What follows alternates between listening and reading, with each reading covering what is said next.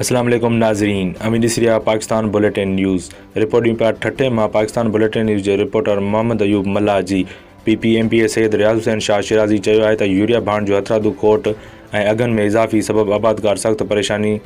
के मुंहुं ॾेई रहिया आहिनि, पर असां वज़ीर आला सिंध ऐं ज़िले इंतज़ामिया ठठो सां राब्तो करे खेनि समूरे सूरतहाल खां आगाह कयो आहे। जल्द यूरिया भाण जे अघनि ते कंट्रोल कराए भाण जी खोट खे ख़त्म करे आबादकारनि ऐं ज़मींदारनि खे परेशानी खां बचायो वेंदो। MPA सैयद रियाज़ हुसैन शाह शिराज़ी चयो त अगर मुहल्ले जे मसइलनि खां वाक़िफ़ आहियां, हिते जल्द रोड तामीर कराए बिजली ऐं ड्रेनेज सिस्टम खे बहितर कराए शहरनि खे परेशानी खां बचायो वेंदो। हिन इहे ॻाल्हियूं ठठे शहर जे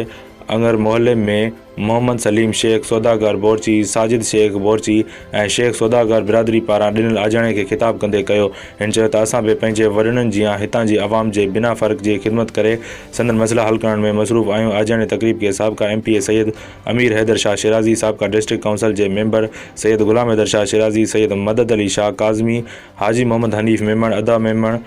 मोहम्मद हसन सोलंकी, निसार अहमद उर्फ़ छट्टू गंदरो, मोहम्मद खान मला, नाना गंदरो, मोहम्मद रफ़ीक शेख, वॾेरो लधो नारे जो, मोहम्मद सलीम शेख सौदागर ऐं ॿियनि पिणु ख़िताब कयो।